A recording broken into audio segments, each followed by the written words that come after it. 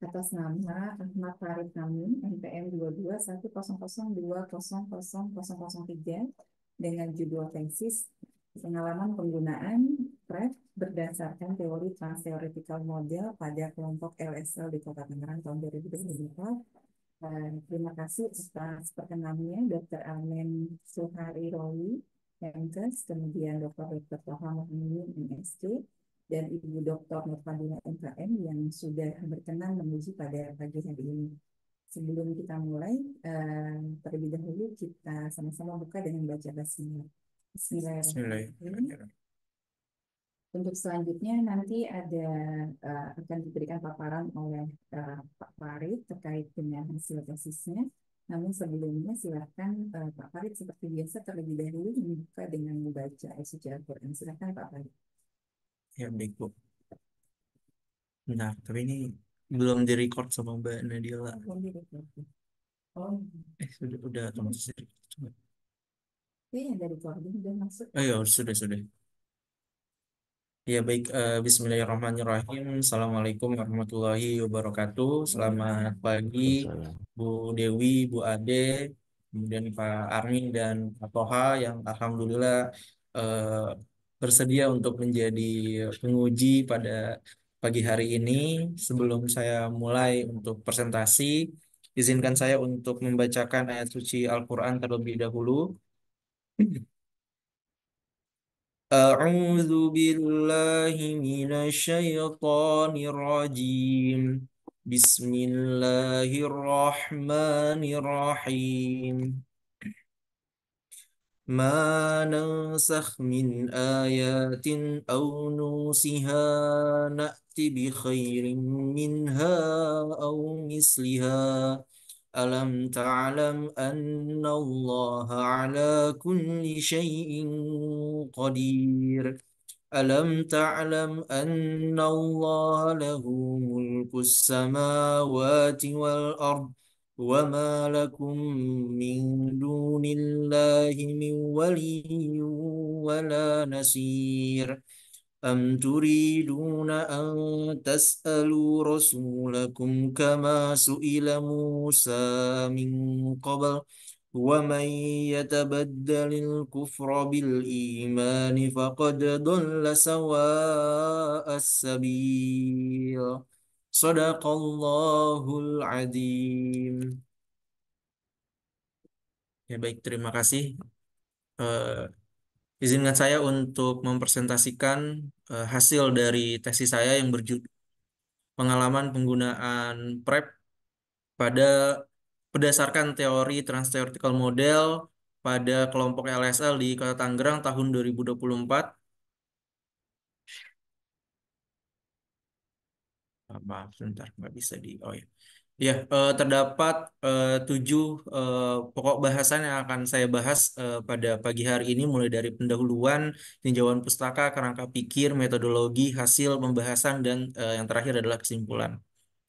Sebagaimana kita tahu bahwa sampai saat ini sudah lebih dari 84,2 juta orang telah tertular HIV, di mana lebih dari 40 juta orang telah meninggal akibat AIDS.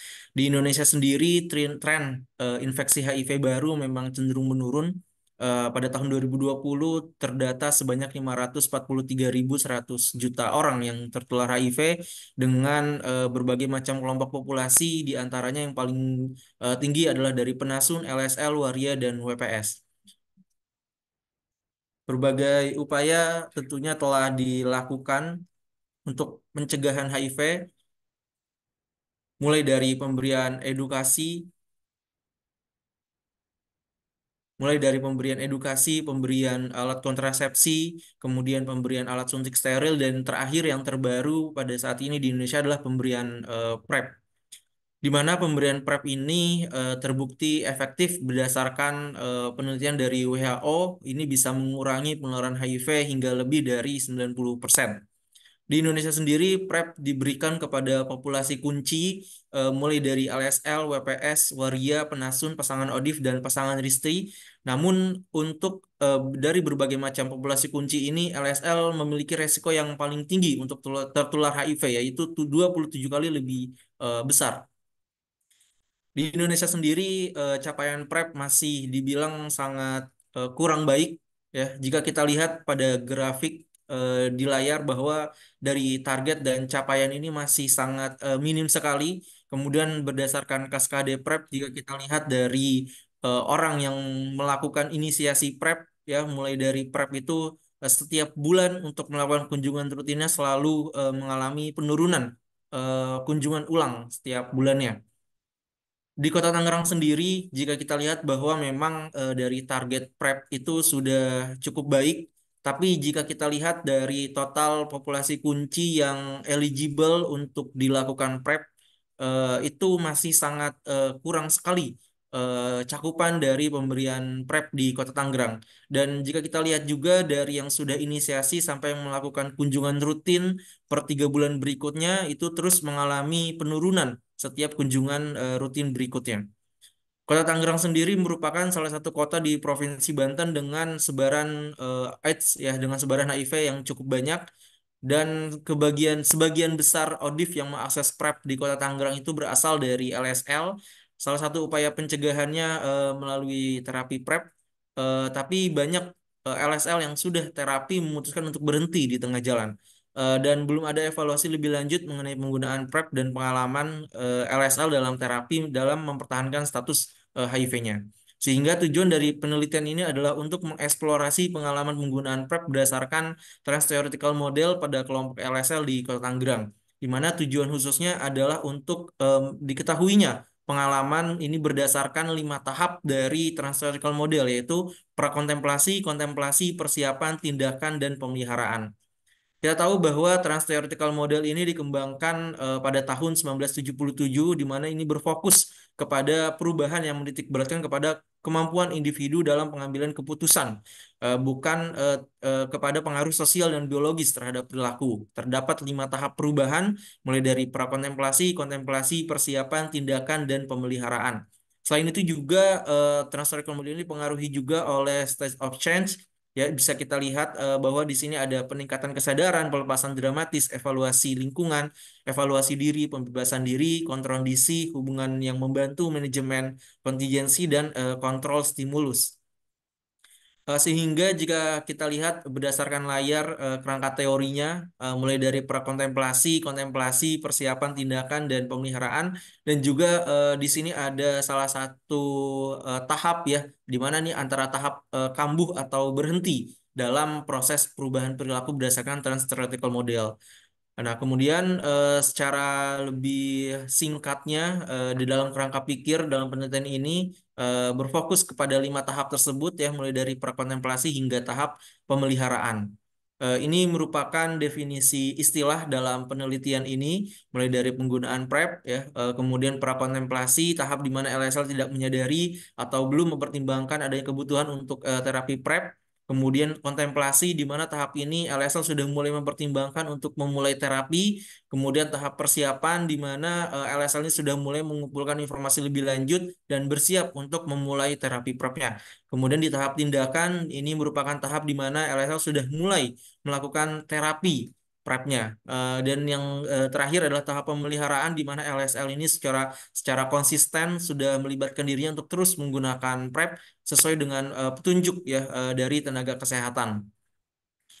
Kemudian dari sini ada 5 pertanyaan dalam penelitian ini. Yang pertama adalah bagaimana pengalaman LSL dalam penggunaan PrEP berdasarkan tahap prakontemplasi, kemudian berdasarkan tahap kontemplasi, berdasarkan tahap persiapan, berdasarkan tahap tindakan, dan yang terakhir adalah berdasarkan tahap pemeliharaan.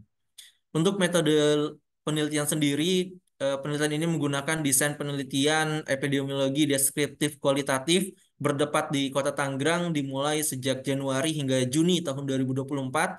Terdapat beberapa informan kunci, yaitu dari populasi kunci LSL itu sendiri, kemudian untuk triangulasi dan informan pendukung itu berasal dari dokter dari layanan PrEP dan juga petugas lapangan komunitas.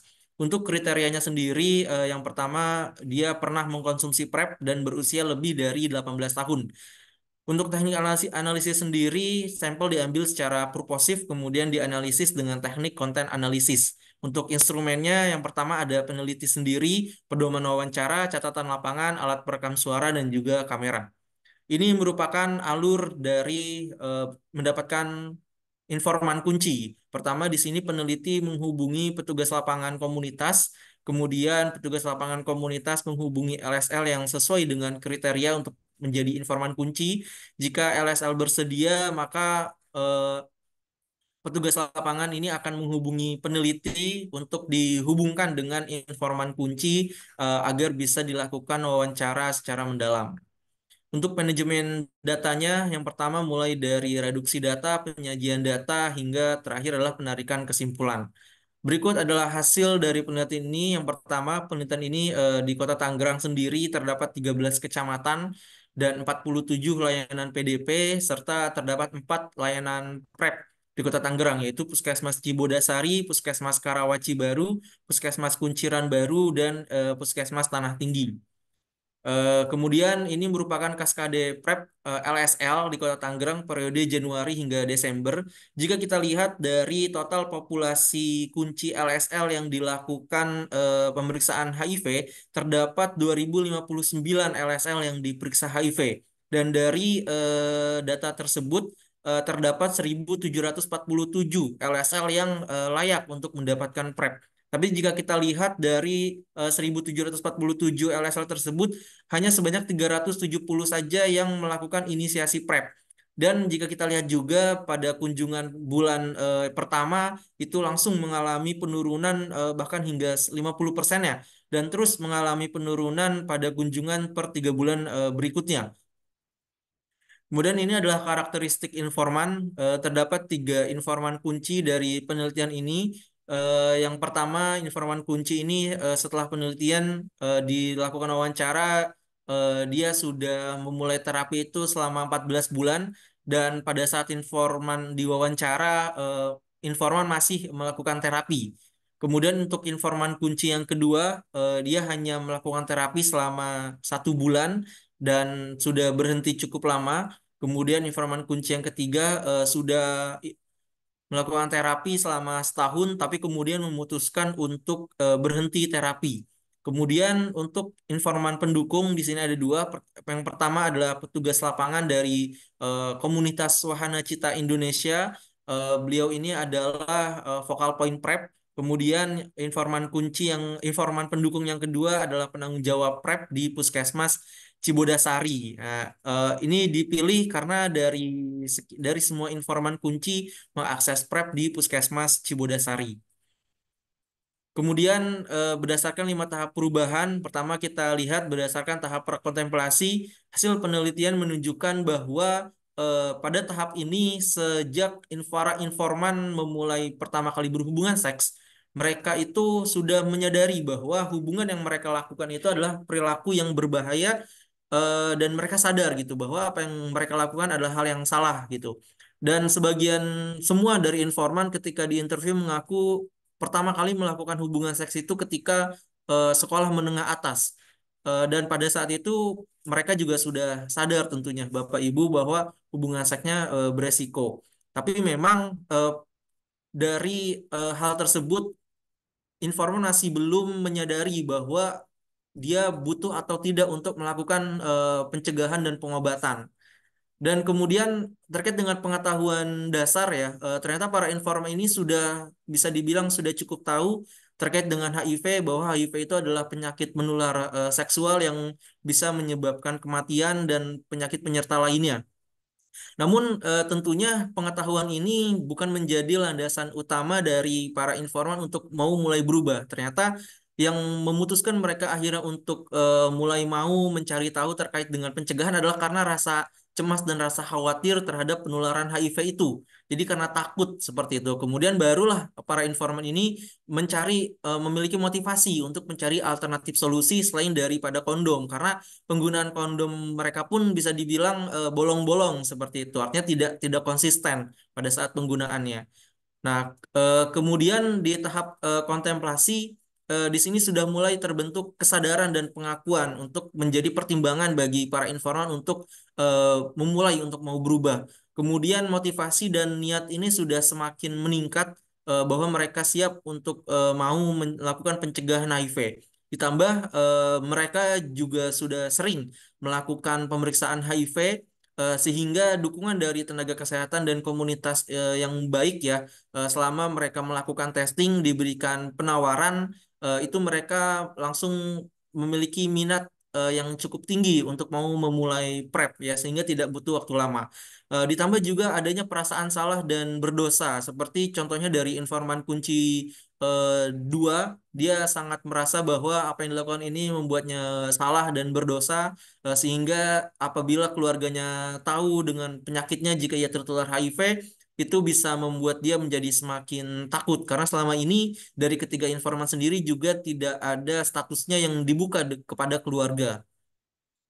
Nah, kemudian di tahap persiapan seperti tadi yang sudah saya jelaskan bahwa para informan ini tidak membutuhkan waktu lama untuk mempersiapkan dirinya memulai PrEP karena ketika ditawari oleh komunitas mereka langsung memiliki minat yang sangat tinggi untuk mau memulai PrEP. Ditambah dengan dukungan dan komunikasi efektif serta respon cepat dari komunitas membuat informan merasa nyaman selama proses persiapan. Dan ditambah konseling awal yang diberikan oleh tenaga kesehatan ini membangun rasa percaya dan nyaman bagi informan untuk mantap memulai PrEP. Nah, kemudian di tahap tindakan, para informan kunci ini merasa nyaman mengakses PrEP di Kota Tangerang karena tadi adanya dukungan yang kuat dari komunitas dan juga petugas kesehatan di layanan PrEP. Dan pada tahap awal ini ternyata para informan mengungkapkan bahwa mereka langsung merasakan efek samping yang cukup signifikan, seperti mual dan juga pusing. Dan ini mungkin yang kemudian menjadi salah satu alasan mereka untuk tidak memulai PrEP, untuk tidak melanjutkan terapi PrEP gitu. Jadi mereka nyaman gitu dengan komunikasi, dengan pelayanan yang diberikan, tapi mereka merasa terganggu dengan obat yang diberikan seperti itu. Dan kemudian interaksi yang positif dengan petugas kesehatan yang menjaga privasi dan memberikan motivasi ini membuat LSL merasa lebih nyaman dan percaya diri dalam melanjutkan terapi. Nah, kemudian di tahap pemeliharaan, meskipun PrEP ini terbukti membuat LSL merasa lebih aman, namun mereka tetap khawatir untuk bisa tertular karena mereka sering lupa memakai kondom dan mereka juga sering berganti pasangan dengan status HIV yang tidak diketahui. Ini kemudian juga menjadi salah satu concern yang bisa ditingkatkan ya kepada para petugas komunitas dan nakes ya agar bisa lebih memberikan edukasi kepada para LSL terkait dengan penggunaan kondom yang konsisten meskipun PrEP bisa dibilang cukup efektif, namun tetap harus ada proteksi ganda dalam pencegahan HIV. Kemudian para informan kunci merasakan manfaat PrEP ini dapat mencegah HIV namun tidak dengan penularan IMS karena pada saat saya melakukan interview informan kunci 1 dia datang ke layanan dengan keluhan IMS pada saat itu dan dia mengakui bahwa eh, dia tetap bisa tertular IMS. Bahkan dari dokter pun juga menyatakan bahwa banyak mereka-mereka ini yang HIV-nya negatif, tapi ketika diperiksa sifilis itu banyak yang positif seperti itu. Kemudian pada tahap ini efek samping, rasa bosan dan merasa tidak beresiko ini menjadi alasan utama kebanyakan LSL ini untuk enggan melanjutkan terapi. Dukungan tentunya terus diberikan, tapi tetap biar bagaimanapun keputusan ada di tangan LSL. Artinya nakes dan komunitas dia tidak bisa memaksakan untuk terus melanjutkan terapi. Kemudian pembahasan yang pertama adalah keterbatasan penelitian. LSL di Kota Tangerang ini banyak yang enggan untuk membuka status terapi PrEP-nya, sehingga ketika ditawarkan untuk menjadi informan banyak yang menolak seperti itu. Jadi bisa dibilang mereka ini kan kelompok yang eksklusif gitu, sehingga saya tidak bisa secara langsung mendirect kepada LSL meskipun saya sendiri memiliki data berapa banyak jumlah LSL yang terapi PrEP.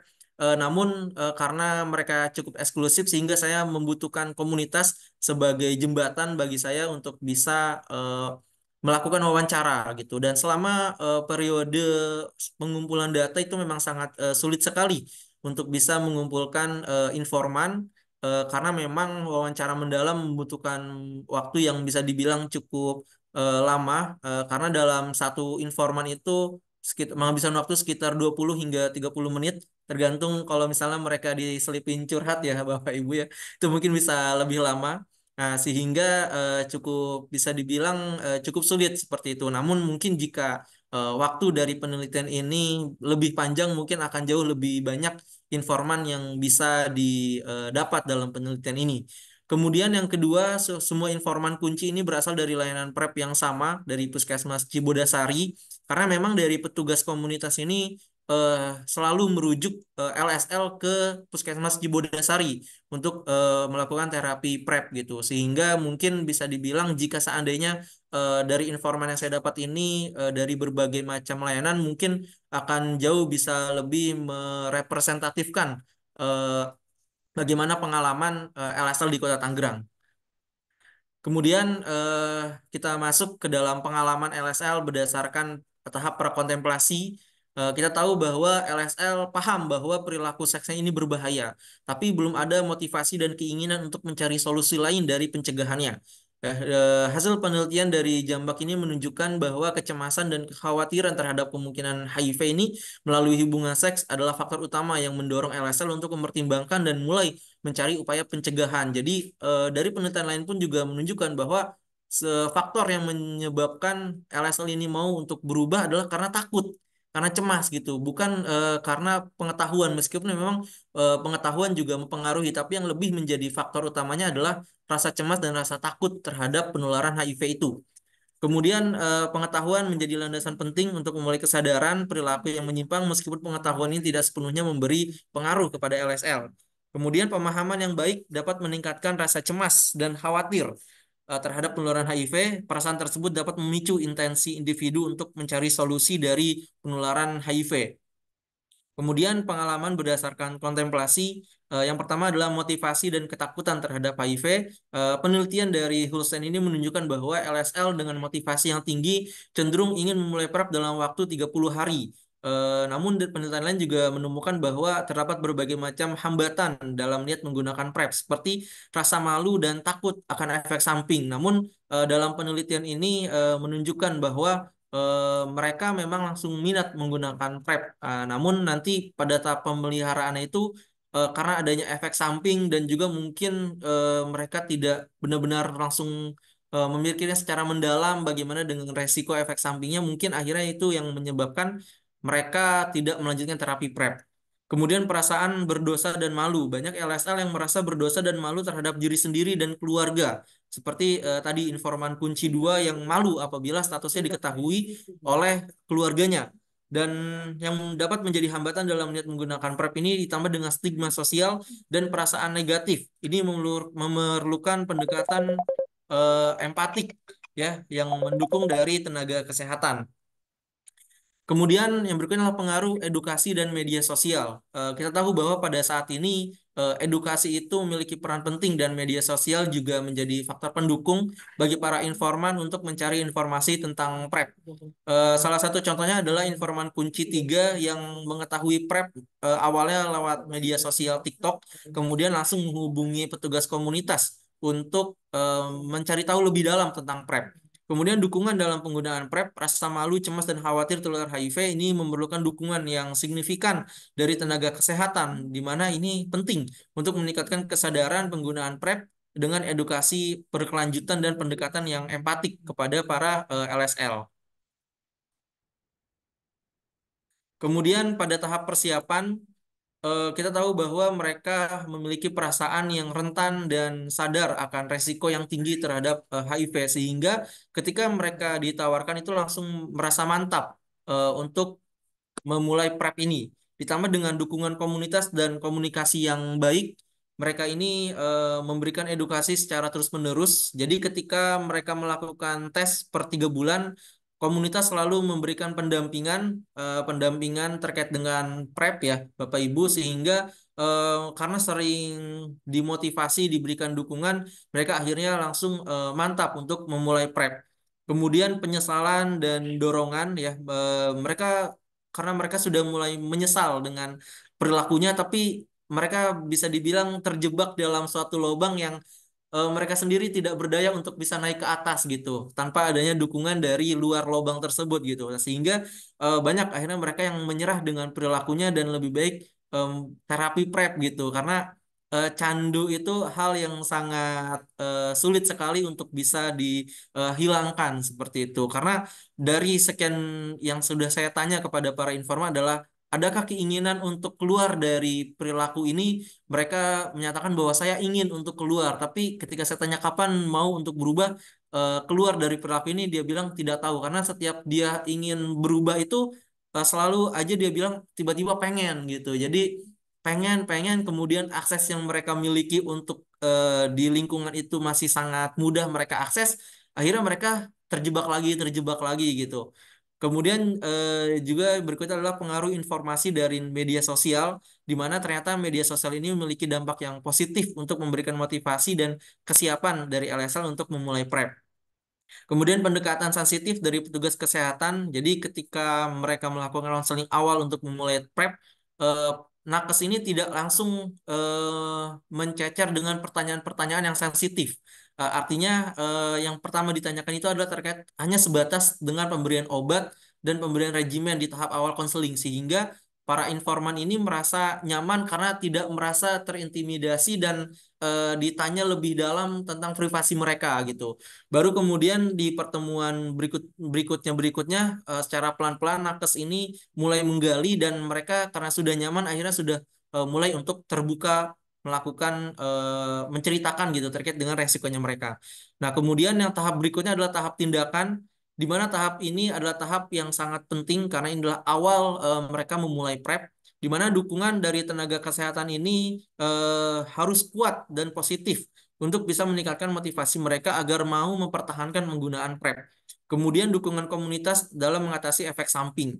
Jadi efek samping awal itu memang ada dan komunitas setelah ketika mulai terapi memberikan edukasi bahwa mungkin akan ada pusing dan mual pada saat awal mengkonsumsi PrEP ini. Bahkan dari nakes pun sudah mewanti-wanti hal tersebut. Namun tetap saja mungkin karena mereka merasakan hal yang tidak nyaman dan penggunaan PrEP ini mungkin membuat mereka juga waktunya agak susah karena mereka itu minumnya harus sembunyi-sembunyi ketika mengkonsumsi PrEP ini gitu. Nah, sehingga dengan adanya efek samping tersebut dan waktu keterbatasan mereka sehingga mereka tidak tahan, banyak yang tidak tahan dengan efek samping yang telah yang ada dari obat PrEP tersebut. Seperti itu. Kemudian interaksi yang positif dengan petugas kesehatan termasuk menjaga privasi ini mampu memberikan motivasi dan meningkatkan rasa nyaman dan percaya diri LSL dalam menggunakan PrEP.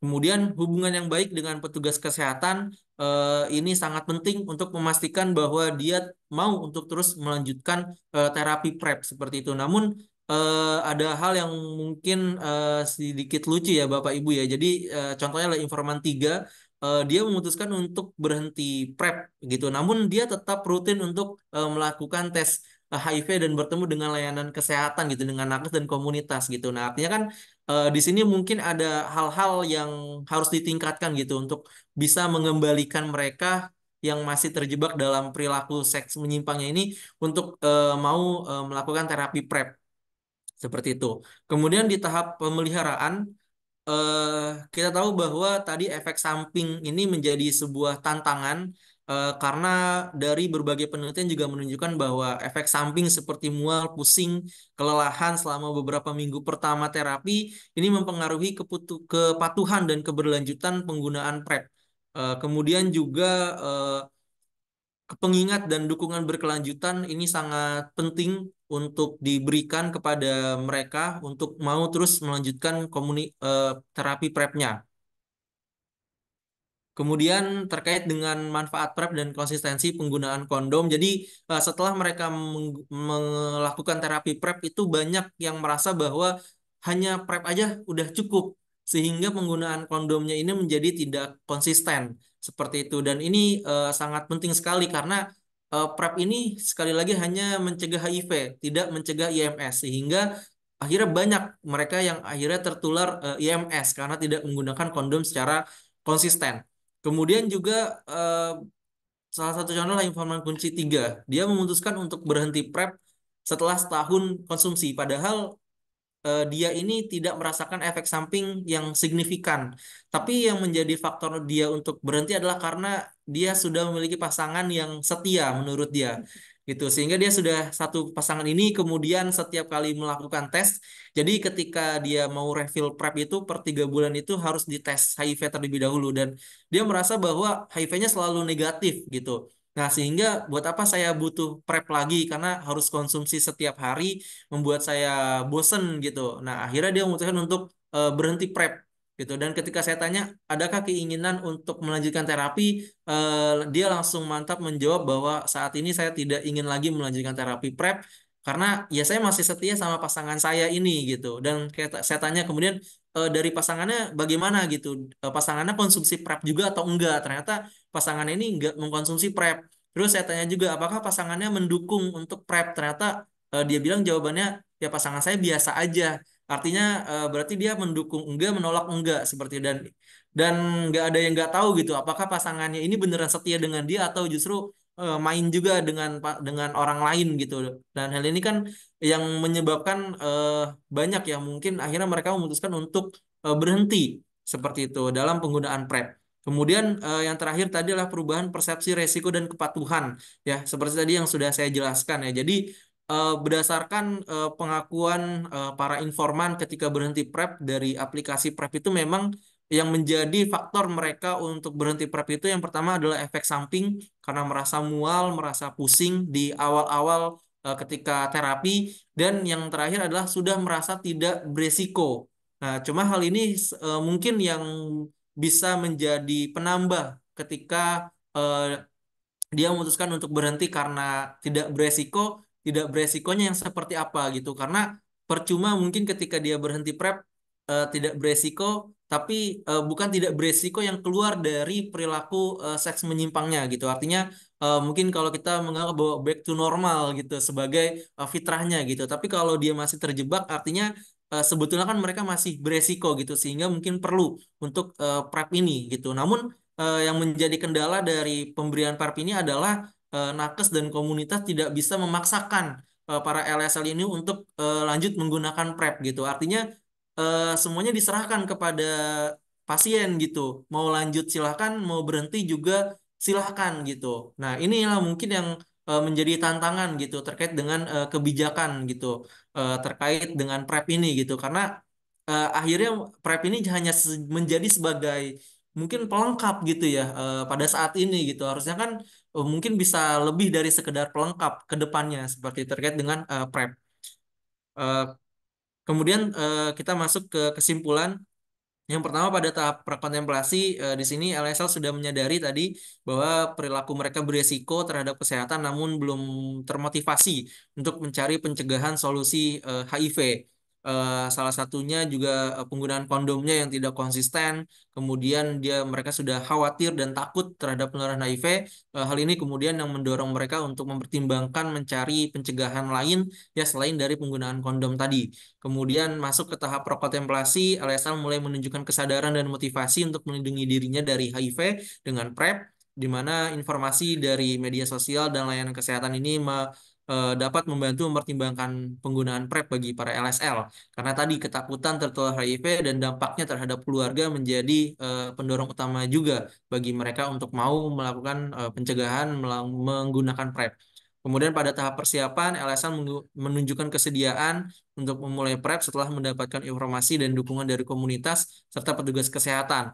Faktor-faktor seperti rasa rentan terhadap HIV dan dukungan sosial ini mempengaruhi keputusan mereka untuk mau menggunakan PrEP. Komunikasi dan yang baik dan pendekatan yang sensitif oleh petugas kesehatan ini membantu mereka merasa nyaman dan termotivasi selama masa-masa persiapan. Kemudian pada tahap tindakan, LSL sudah mulai menjalani PrEP, dukungan dari pasangan, kenyamanan, layanan kesehatan, dan interaksi yang positif dengan petugas kesehatan ini mempengaruhi mereka untuk menggunakan PrEP secara berkelanjutan. Namun efek samping awal seperti mual pusing masih menjadi tantangan. Namun dukungan dari pendamping ini harusnya mampu mengatasi hal tersebut. Kemudian tahap pemeliharaan di sini LSL mengalami kendala seperti efek samping, bosan, dan keterlambatan dalam PrEP, meskipun PrEP efektif mencegah HIV, namun resiko IMS ini masih ada jika kondom tidak digunakan secara konsisten. Edukasi berkelanjutan dan dukungan dari komunitas serta layanan kesehatan ini sangat penting untuk menjaga kepatuhan dan keberlanjutan penggunaan PrEP. Kemudian untuk saran yang pertama, petugas kesehatan dan komunitas dapat memberikan dukungan tambahan dan edukasi lebih intensif pada fase awal penggunaan PrEP untuk membantu LSL mengatasi efek samping awal dan meningkatkan motivasi mereka. Kemudian Dinas Kesehatan Kota Tangerang diharapkan memperluas layanan PrEP dengan menyediakan waktu layanan yang lebih fleksibel dan tambahan jam ekstra di puskesmas untuk mengakomodasi kebutuhan LSL yang memiliki kendala waktu. Kemudian Dinas Kesehatan Kota Tangerang perlu melakukan monitoring dan evaluasi program PrEP secara berkala dengan melibatkan LSL secara aktif sebagai konsumen mungkin untuk menceritakan pengalamannya dan memberikan feedback selama terapi PrEP. Kemudian penting juga untuk meningkatkan edukasi mengenai kepatuhan terhadap PrEP meskipun pengguna merasa resikonya telah berkurang, serta terus memberikan informasi tentang resiko IMS dan pentingnya penggunaan kondom yang konsisten. Layanan PrEP dapat memanfaatkan teknologi untuk mengingat minum obat dan kunjungan ulang, serta menyediakan platform digital untuk konsultasi dan dukungan psikologis bagi para LSL. Kemudian penting untuk meningkatkan kolaborasi dengan komunitas LSL dan LSM untuk memberikan dukungan yang lebih komprehensif dan memastikan bahwa informasi dan dukungan yang diberikan sesuai dengan kebutuhan dan kondisi spesifik dari komunitas tersebut. Ini merupakan dokumentasi selama proses interview. Sekian, terima kasih banyak. Wassalamualaikum warahmatullahi wabarakatuh. Waalaikumsalam warahmatullahi wabarakatuh. Baik, terima kasih banyak Pak Farid yang sudah memaparkan hasil tesisnya dengan cukup komprehensif dan saya rasa sangat menarik begitu ya untuk bisa dijadikan topik diskusi maupun kemudian nanti ada masukan maupun pertanyaan yang perlu diklarifikasi dari para penguji.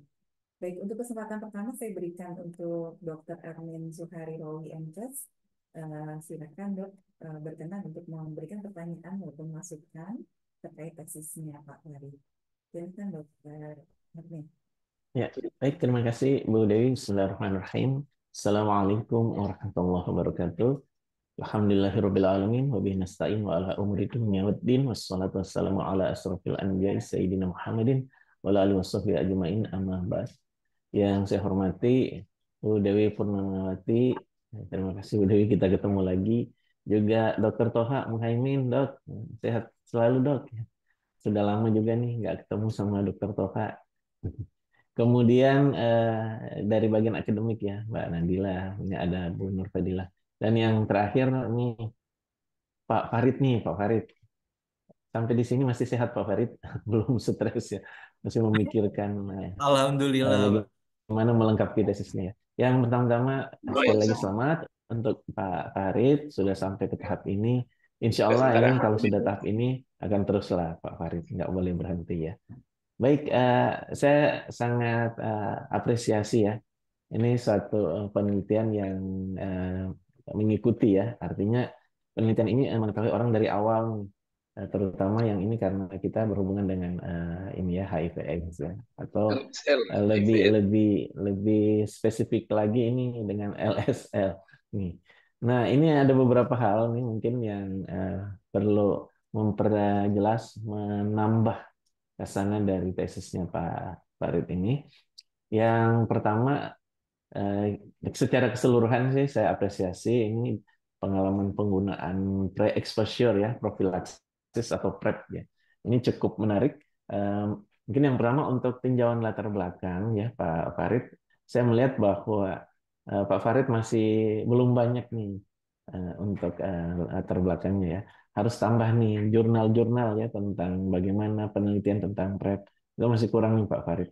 Kalau mungkin ditambahkan agar semakin banyak dari ini ya, dari artikel jurnal terutama yang jurnal-jurnal yang ya kalau bisa yang internasional, terutama terindeks Q1, Q2 apalagi nih, cukup mendukung untuk penelitian Pak Farid ini. Kalau yang nasional ya bisa ngambil yang Sinta ya.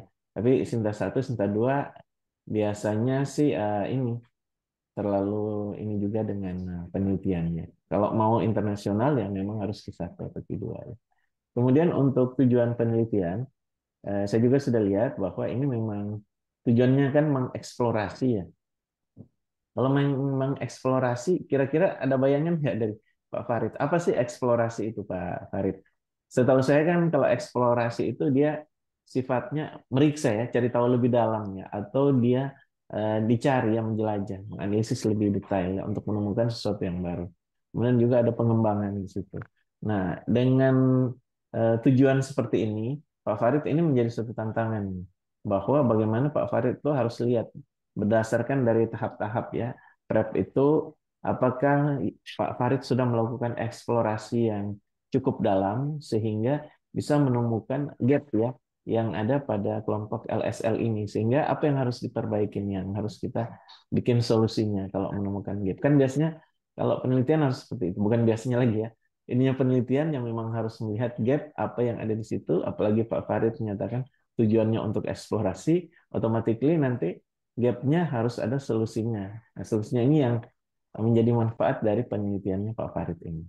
Kemudian untuk metode penelitian, saya lihat juga sudah baik, sudah bagus. Untuk informan memang ini ya, 3 informan kunci ya, dan 2 informan pendukung ya. Mudah-mudahan ini cukup signifikan. Karena kan semakin banyak data seharusnya semakin baik ya. Tetapi kalau memang datanya hanya sebegitu, ya kita harus mencari data yang memang bisa signifikan. Ini informan kunci mudah-mudahan memberikan data yang cukup lengkap. Nah, dari hasil yang saya lihat, dari 5 tahap ya, 5 tahap itu mungkin Pak Farid tolong lebih spesifik lagi apakah sudah memenuhi 5 tahap. Kemudian beberapa masukan mengenai keterbatasan penelitian Pak Farid. Yang pertama ini informan ya, seperti tadi apakah memang ini cukup atau memang ada beberapa keterbatasan sehingga ya hanya menggunakan 5 informan ya. Kemudian variasi atau variatif dari informan ini yang harusnya jangan sedikit. Kalau kurang nanti hasil penelitiannya jadi kurang representatif. Kemudian ini pendekatan sifatnya kan penelitian kan ada 2, kuali, kuanti, dan ada juga mix ya.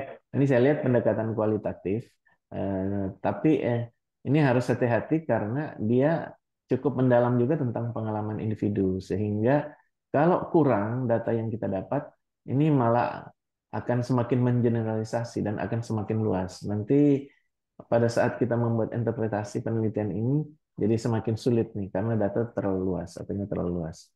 Nah, mungkin kalau memang dibutuhkan, Pak Farid bisa aja menambahkan data kuantitatif ya. Tujuannya sih agar dia bisa mendukung data kualitatif ini sehingga semakin kuat hasil penelitian dari Pak Farid. Kemudian ya seharusnya memang ada kelompok pembanding ya.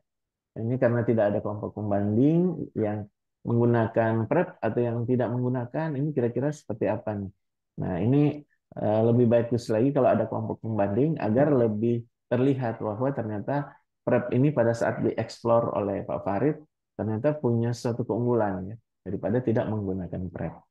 Kemudian untuk strategi dengan penggunaan PrEP ini harus ini juga dijelaskan, harus ditulis bahwa ini pertama dari penggunaan PrEP ini ya, strategi penanggulangannya ini dengan analisis mendalam sehingga kita bisa ketahui hasil atau apa yang akan terjadi dengan menggunakan PrEP, termasuk efek sampingnya juga harus diperhatikan ya.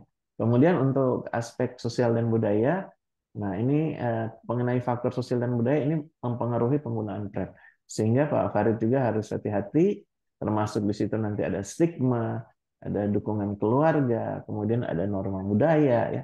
Ini faktor-faktor ini harus diperhatikan karena ini menjadi pertimbangan di dalam penelitian Pak Farid ini. Kemudian durasi penelitian juga, ini durasinya juga sebenarnya cukup singkat, tetapi mudah-mudahan sih dengan durasi seperti ini Pak Farid bisa mengambil makna di situ, mencari hal-hal yang memang dibutuhkan di dalam penelitian ini. Nah, kemudian untuk implementasinya ya harus konsisten menggunakan TTM ya sebagai kerangka teori, kemudian konteksnya juga perlu penjelasan mendalam ya. Nanti Pak Farid tinggal lihat aja apakah memang implementasinya sudah cukup konsisten. Kemudian ada beberapa saran juga dari saya. Insya Allah nanti kalau misalnya bisa, tapi kalau enggak ya tinggal dilengkapi aja. Mungkin kalau memang bisa menambahkan informan, tapi kalau enggak ya memang keterbatasan penelitian. Termasuk penelitian ini juga memang kalau didukung oleh data kuantitatif semakin baik, bahkan mungkin menjadi mixed method karena semakin menguatkan penelitian Pak Farid. Tapi kalau enggak ya tinggal dikuat-kuatkan aja nih agar penelitian Pak Farid ini memang bisa bermakna ya secara signifikan ya. Termasuk juga bagaimana pengecekannya, strategi-strateginya, kemudian eksplor faktor sosial dan budaya dan seterusnya. Baik, untuk yang terakhir Pak Farid, ini untuk typo aja, cek typo. Itu yang benar trans-theoretical pakai TE atau THE. Jadi trans-theoretical pakai teoretikalnya TH ya. Karena setahu saya kalau dari KBBI yang memang ini kan trans-theoretical ini kata serapan ke bahasa Indonesia. Kata serapan yang tidak ini ya, tidak mengubah istilah penulisannya karena khawatir terjadi perubahan makna. Sehingga biasanya orang menuliskan trans-theoretical itu dengan TH. TRANS THE ORETICAL. Jadi trans-theoretical. Coba nanti dicek di Kamus Bahasa Indonesia apakah penggunaan kata trans-theoreticalnya seperti itu. Kemudian untuk abstrak, tolong konsisten dengan penulisan abstrak. Untuk bahasa, hati-hati ya penggunaan ejaan, penggunaan tanda baca, perlu diperhatikan untuk profesionalitas dari naskah. Kemudian selalu sesuaikan dengan Kamus Besar Bahasa Indonesia, karena ini menggunakan bahasa Indonesia. Kemudian yang terakhir, penulisannya mengikuti format dari UMJ ya. Jangan ada yang tidak sesuai. Itu aja sih Pak Farid. Mohon maaf kalau ada hal-hal yang kurang berkenan. Cukup dari saya, Bu Dewi. Terima kasih. Assalamualaikum warahmatullahi wabarakatuh. Assalamualaikum warahmatullahi wabarakatuh. Baik, terima kasih banyak Dokter Ahmad. Mungkin bisa nanti saya simpulkan berkaitan dengan beberapa poin penting tadi yang harus Kecil, Pak. Bu Dewi bisa lebih keras sarannya, Bu. Baik, Dokter Toha. Izin Pak. Apakah kedengaran suara saya, Pak? Suara saya terdengar? Atau Dengar tapi agak kecil. Maaf ya.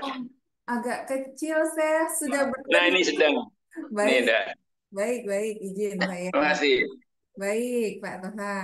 Ya, Ya. tadi dari Dokter Admin ada beberapa yang perlu ditambahkan Oh, ini. berkaitan dengan hasil-hasil penelitian, kemudian mungkin yang perlu diperhatikan adalah ketika penulisan tujuan, apakah kemudian hasilnya memberikan solusi terkait dengan gap yang diteliti oleh Pak Farid. Kemudian mungkin perlu nanti disampaikan klarifikasi berkaitan dengan kecukupan informan gitu ya. Apakah juga informan yang Udah. digunakan walaupun Lihat saja kemudian jumlahnya tinggi. ini ya. Udah berhasil lihat. Baik. Informan mungkin perlu diklarifikasi berkaitan dengan kecukupan informan dengan jumlah yang 3, apakah cukup mewakili informasi yang diharapkan untuk menjawab tujuan penelitian? Karena memang kalau kualitatif kita lihat di beberapa sumber yang mungkin apa namanya referensi-referensi ada juga yang mengatakan satu itu cukup menjadi informan, tapi apakah di penelitiannya Pak Farid ini cukup kemudian memberikan informasi? Nanti perlu diklarifikasi. Kemudian berkaitan dengan wacana tadi untuk menggabungkan dengan kuantitatif agar lebih kaya data gitu ya, mixed methodnya apakah juga memungkinkan di dalam penelitian ini. Dan berikutnya adalah berkaitan dengan aspek-aspek sosial, budaya, stigma, dukungan, dan norma. Ini menarik sekali karena tadi ada ketakutan, kekhawatiran, kemudian ketakutan diketahui oleh keluarga tadi ya disampaikan. Mungkin perlu diklarifikasi apakah juga informannya sampai saat ini masih tinggal bersama keluarga begitu ya. Ini hal yang menarik juga kemudian nanti diekspor, bisa ditambahkan di pembahasan untuk lebih kaya. Dan berikutnya nanti dicek kembali kesesuaian dengan em, apa EYD ya, ejaan yang disempurnakan berkaitan dengan penggunaan kata trans-theoretical, selebihnya disesuaikan dengan pedoman tesis. Silakan Pak Farid, mungkin bisa langsung diskusi. Iya, baik. Terima kasih Dokter Armin atas masukannya. Sangat luar biasa. Ini eh, masukannya bisa lebih memperkaya terkait dengan tesis ini ya, Dokter Armin. Eh, Tadi yang pertama terkait dengan penggunaan variasi dari informan. Jadi memang dok izin ya, ketika saya memulai penelitian ini itu pertama di Dinas Kesehatan itu saya sudah memiliki datanya memang terkait dengan siapa-siapa saja yang menggunakan PrEP.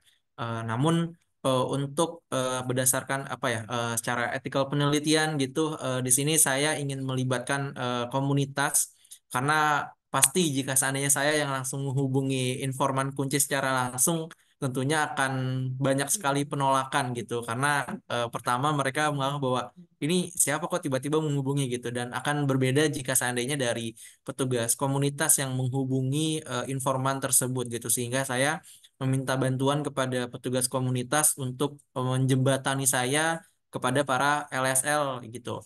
Karena memang pertama yang dilakukan adalah interview, wawancara secara mendalam, mungkin berbeda jika seandainya pengisian kuesioner gitu. Mereka tidak ditanya lebih dalam seperti itu. Nah, selama proses pencarian para informan ini memang bisa dibilang agak tricky gitu. Jadi dari sekian banyak yang ditawari untuk menjadi informan itu banyak yang menolak gitu. Bukan pertama sih, mereka selalu menolak dengan alasan bahwa saya tidak ingin status saya diketahui oleh orang lain. Nah, ini menjadi faktor ya.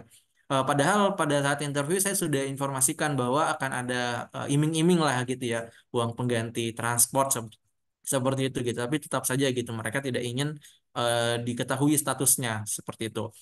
Sampai akhirnya dapat satu, kemudian sampai akhirnya dapat tiga informan dan dari informan satu, dua, dan tiga selama proses interview mereka itu bisa dibilang semuanya cukup memberikan informasi yang sama seperti itu. Jadi ketika ditanya mulai dari awal seperti apa tahap perkontemplasi mereka sama-sama merasa takut seperti itu sehingga seperti kita ketahui dan hasil dari konsultasi dengan Bu Dewi, jika memang dirasa dari pertanyaan, jawaban-jawaban para informan ini dirasa cukup sama seperti itu, ini bisa dibilang mungkin sudah cukup ya Bu Dewi ya, cukup bisa digeneralisasi gitu. Tapi memang saya setuju jika seandainya informan ini dapat lebih banyak, mungkin variasinya akan jauh lebih baik tapi keterbatasan dari waktu juga Dr. Armin ya karena untuk lulus tepat waktu di 4 semester itu terakhir mungkin di bulan ini ya Bu Dewi jadi Itu nggak boleh jadi alasan jawabannya. begitu Bu. Iya, iya. Iya, jadi mungkin selanjutnya saya juga sebetulnya sangat berminat ya untuk bisa lebih banyak lagi untuk menggali lebih dalam terkait dengan LSL ini ya sehingga mungkin di lain kesempatan ini bisa menjadi hal baru lagi buat saya untuk penelitian lebih lanjut. Atau mungkin nanti ada rekomendasi dari tesis ini untuk peneliti-peneliti lain ya, peneliti-peneliti selanjutnya ini bisa menjadi rekomendasi bagi mereka untuk bisa lebih memperkaya informan dan data yang didapat ya sebagai dari tesis ini sebagai referensinya seperti itu, Dokter Armin. Kemudian juga terkait dengan penambahan data kuantitatif. Jadi memang dari data sekunder yang ada di layanan, jadi setiap para informan LSL ini mengakses PrEP itu ada beberapa pertanyaan yang ditanyakan dan memang ketika saya melihat variabel-variabel yang ada itu bisa dibilang cukup terbatas, Dok. Jadi hanya ada variabel seperti nama, NIK, kemudian hasil tesnya seperti apa, kemudian bagaimana kepatuhannya itu dia langsung ada keterangan bahwa dari hasil dia tes dan kunjungan-kunjungannya itu aja gitu. Artinya tidak ada variabel yang mendalam terkait dengan pertanyaan bagaimana kepatuhannya seperti itu. Kemudian terakhir itu ketika dia berhenti untuk PrEP itu hanya ditanya alasannya apa dan itu eh, dijawab dengan jawaban yang tertutup. Artinya dia berhenti apa karena efek samping atau karena sudah tidak beresiko, sehingga ini menjadi keterbatasan juga terkait dengan kekayaan dari data kuantitatif yang ada seperti itu, Dokter Armin. Kemudian juga terkait dengan aspek sosial budaya, ini memang di Indonesia ini hal yang sangat krusial untuk dibahas lebih dalam, karena sampai saat ini pun stigma dan diskriminasi bagi para kelompok-kelompok populasi kunci ini masih sangat tinggi sekali. Bahkan terbaru yang viral banget kemarin itu yang ada dia apa ya, bisa dibilang transgender ya, mungkin ya, itu ikut kajian tapi kemudian langsung diberikan hujatan yang menurut saya sangat berlebihan sekali gitu, tanpa kita tahu lebih dalam. Artinya kan secara tidak langsung ini sangat berhubungan gitu terkait dengan diskriminasi populasi kunci yang lainnya seperti itu. Ini akan menjadi hal yang menarik mungkin jika dibahas lebih dalam tentunya gitu, dalam penelitian-penelitian yang lain mungkin. Seperti itu. Kemudian juga terkait dengan penulisan, terima kasih Dokter Armin atas masukannya. Nanti akan saya coba perhatikan kembali terkait dengan typo-typo gitu. Mungkin ada hal-hal yang terlewat dari penglihatan saya. Nanti akan saya koreksi lebih dalam lagi terkait dengan penulisannya. Seperti itu, Dokter Armin. Terima kasih. Ya, baik, mungkin satu yang belum direspon tadi ya, berkaitan dengan apakah hasil penelitian ini sudah menjawab eh, apa namanya kesenjangan tadi dan memberikan solusi tadi. Mungkin yang pertama tadi.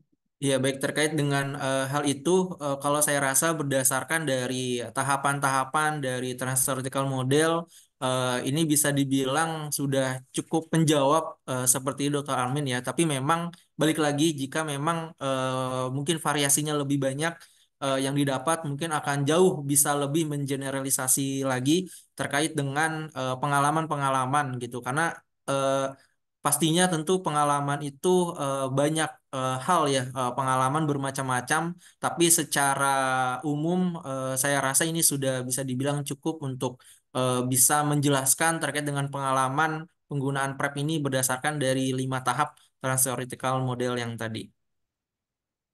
Baik, terima kasih Pak Farid. Bagaimana Dokter Arni? Mungkin ada tambahan, masukan kembali untuk Pak Farid? Cukup baik, sudah cukup baik, alurnya juga sudah sesuai. Tadi yang saya tekankan Pak Farid, ini dari segi kepustakaannya ini masih kurang Pak Farid. Terus Pak Farid bisa lihat di halaman 2, di pendahuluan ya, di latar belakang. Itu kan Pak Farid bilang ada penelitian yang dilakukan oleh Weir dan kawan-kawan ya, 2023 di Thailand. Ini ngambilnya dari mana nih Pak Farid? Soalnya saya nggak nemu daftar referensinya di belakang, di daftar pustakanya. Ini where ini Pak Farid ngambil dari mana nih? Apakah ini satu artikel di dalam satu jurnal atau di dalam textbook atau seperti apa? Halaman 2 Pak Farid. Ya. Yang di apa? Latar belakang pendahuluan. Itu ada where dan kawan-kawan. Ini penelitian yang Itu ngambilnya dari mana tuh? Kalau Ya, nggak ada referensi atau kepustakaannya, hati-hati. Apalagi kalau ini nanti untuk ini ya, iya itu saya untuk pakai. dipublish. Oh ya, Karena iya baik. karena pembaca kadang-kadang lebih teliti dari kita. Ya, baik dong. Ini akan saya coba telusur ya. Tapi yang pasti sih untuk pencarian sumber itu pertama dari eh, scholar, kemudian dari eh, jurnal-jurnal luar negeri ya, PubMed, Elsevier gitu. Nanti akan saya coba cek kembali terkait dengan citasinya di daftar pustakanya, Dok. Makasih, Dok, masukannya. Kalau saya sih usul Pak Farid, kalau mau lebih bergigit ya, lebih menggigit nih, cari yang tadi saya bilang jurnal internasional yang terindeks Q1 atau Q2. Pasti lebih menggigit nih, eh, dapat dari artikel-artikel jurnal. Ya, cukup dari saya, Bu Baik, Dewi. Dok. Terima kasih. Terima kasih banyak Dokter Arvin atas masukan dan pertanyaannya. Selanjutnya mungkin beralih ke Dokter Toha. Assalamualaikum Dokter Toha. Toha izin. Sehat Dokter? Sehat? Waalaikumsalam. Alhamdulillah. Insya Allah. Suara saya kedengeran? Kedengaran. Kedengaran, sehat, Ya, Dr. Toha. ya Pak Armin, gimana kabar sehat? Alhamdulillahirrahmanirrahim, sehat. Enak kayak Pak Toha ya. Hmm. Masih produksinya Pak Toha kayaknya Dokter Armin.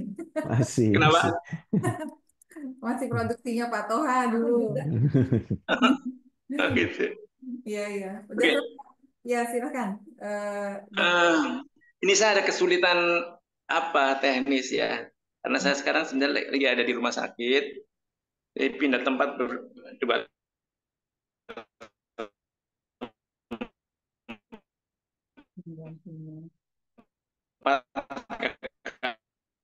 Izin Pak Toha, suaranya kurang jelas.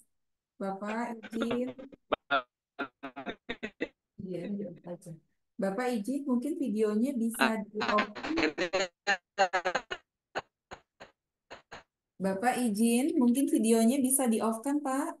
Suaranya. Terakhir akhirnya ya pakai ini. Jadi mungkin tadi yang saya dengar ya kurang jelas. Iya. Coba diulang kembali, Pak, izin. Iya, suaranya sudah jelas, Oh Bu. iya, baik. Lebih jelas, Pak. Silakan, Pak. Oke. Ya, oke. Pertama-tama saya ucapkan terima kasih saya telah diikutkan menjadi penguji Pak siapa namanya ini Ahmad Farid, Farid Ya, Amin. Amin, Pak Pak. Farid. Ada beberapa yang ingin saya tanyakan. Ini kan penelitian, ada ini penelitian yang apa ya cukup istilahnya apa ya, kan orang berhubungan dengan LSL itu tidak semua orang mau gitu ya. Jadi menarik lah. Ada beberapa pertanyaan. Ini judulnya kan pengalaman penggunaan pre-exposure ya atau PrEP ya berdasarkan teori tadi ditanyakan ya trans-theoretical tulisannya segala macam. Saya ingin tahu Pak Farid, kenapa Pak Farid meneliti, kalau di dalam latar belakang sudah diterangkan ya kenapa itu di Tangerang, tapi kenapa yang dipakai itu kualitatif gitu ya, karena di dalam tinjauan pustaka yang halaman berapa itu dari 10 yang Anda sampaikan itu 9 itu kuantitatif, satu yang ada yang kualitatif gitu. Jadi mungkin Anda ini menyanyikan diri sebagai kualitatif, tapi yang disampaikan itu kuantitatif semua atau 9 saya lihat yang di bacaan itu halaman berapa ya? Ada yang ada urut-urutan itu. Satu itu ya Pak Farid, catat tadi dulu lah ya. Ingin tahu saja kenapa pilih itu. Kemudian sebentar agak nomor 2 mana sebentar ya, pelan-pelan lah, ini nggak susah bukannya. Ya, yang tadi itu ada di halaman 34 tadi saya lihat. Jadi ada dari 10 itu hanya satu yang dari 10 yang Anda sampaikan bacaan itu hanya satu yang kualitatif. Dan apakah ini ada hubungannya dengan rencana Anda yang akan datang? Kan sering juga kualitatif itu sebagai awal dari penelitian yang biasanya akan penelitian lebih besar lagi, yang lebih banyak kuantitatif seperti yang di sini nih 10 itu semuanya kan kuantitatif itu ya. Oke, satu itu. Kemudian sebetulnya metode ini namanya PrEP ya. Tapi ada di sini terapi. Yang benar PrEP ini terapi atau pencegahan menurut Anda ya. Catat dulu nanti urut dijawab urut ya. Ya, terangkan karena di sini ada tulisan terapi PrEP, ada tulisan juga pelaksanaan PrEP dan lainnya. Nah, pertanyaan saya itu nomor 2 itu. Kemudian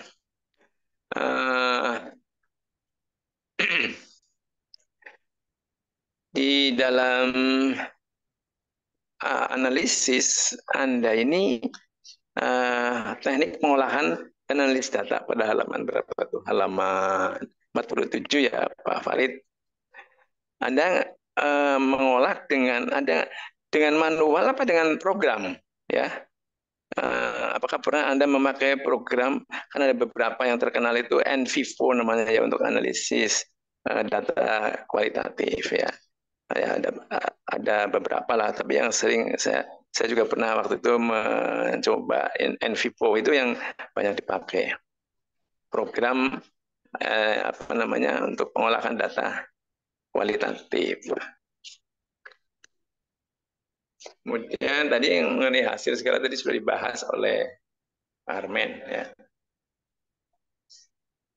Pak Farid itu maaf saya tadi lupa. Bekerja di mana ya Pak Farid? Izin Bekerjanya. Pak. Oh, bekerjanya di Dinas Kesehatan Pak Toha. Di mana? Di Dinas Kesehatan Kota Tangerang. Tangerang. Oh di kota Tangerang ya. Ya, Ya, ya di Tangerang tuh banyak gitu ya. Nah, ada rencana untuk penelitian lanjut apa enggak Pak Farid? Karena makanya pertanyaan saya itu hubungannya dengan tadi kenapa memilih kualitatif. Barangkali ini hanya untuk misalnya data awal, kemudian akan melanjutkan. Ya itu. Pak Farid sudah berapa lama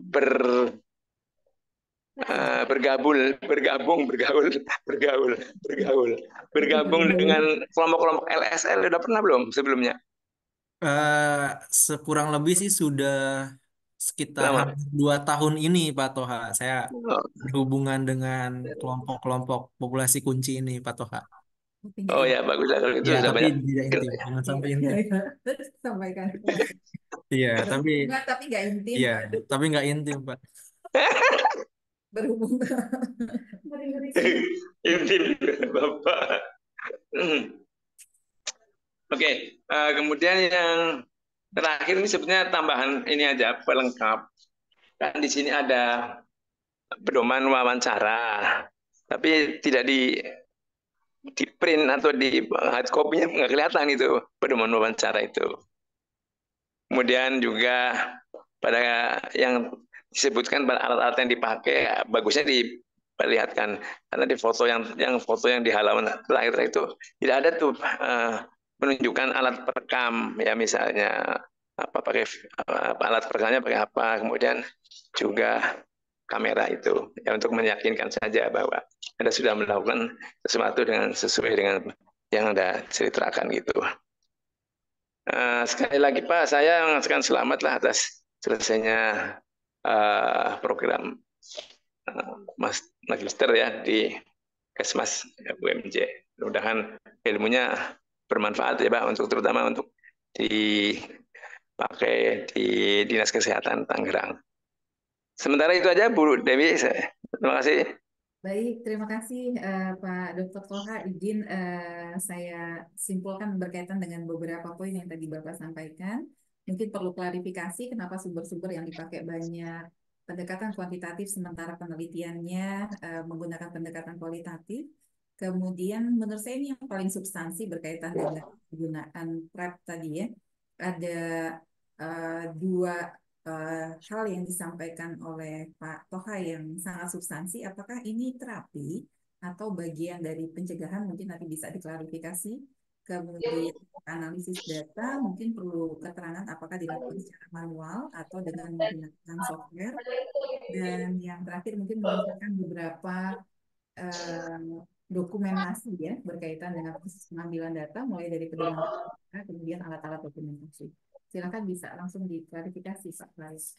Iya, baik terima kasih Pak Toha atas masukannya yang sangat luar biasa sekali. Yang pertama terkait dengan literatur review ya Pak Toha ya. Jadi memang yang di tesis itu sebagian besar itu penelitian itu adalah kuantitatif gitu. Mungkin nanti akan saya coba perkaya lagi karena mungkin belum semua yang saya cantumkan di dalam tabel literatur reviewnya nanti akan saya perkaya lagi terkait dengan penelitian-penelitian kualitatif Kemudian memang pada saat saya melakukan pencarian literatur itu jujur ya, sebagian besar itu memang yang ditemukan itu adalah kuantitatif seperti itu, sehingga dari hasil penelitian itu kemudian saya masukkan untuk memperkaya dari pembahasan eh, seperti itu, Pak Toha. Tapi nanti akan saya coba cari kembali lagi terkait dengan penambahan-penambahan literatur khususnya tentang kualitatif. Seperti itu. Kemudian terkait dengan PrEP, jadi eh, PrEP ini bisa dibilang sebenarnya adalah terapi pencegahan untuk HIV, Pak Toha. Tapi memang mungkin dalam penulisannya ada penulisan saya yang tidak konsisten. Tapi pengobatan pencegahan itu sebelum diobati gitu kan, konsep Sebelum ada gejala. sebelum ada gejala itu pencegahan, tapi kalau terapi itu adalah pengobatan Sudah ada gejala. sudah ada gejala Patogenesis. nah gitu. Jadi maksudnya membedakan substansinya tadi, apakah dia pencegahan atau dia terapi. Itu berbeda. Soalnya kalau dari Juknis itu narasinya itu terapi pencegahan Dari Bu. sana. Dari Iya. jenisnya terapi pencegahan. Terapi pencegahan Sadar PrEP.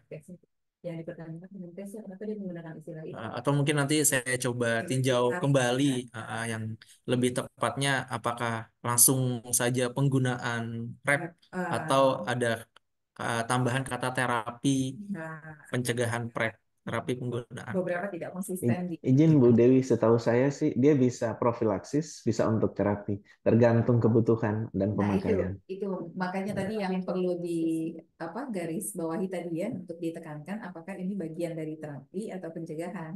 Berarti bisa tadi kalau Dokter Armin sampaikan bisa Bisa. dari pencegahan, berarti kan sebelum ada gejala tadi Betul, ya. betul. Kemudian terapi pada orang yang memang sudah, berarti kalau terapi itu berarti yang sudah bergejala kan.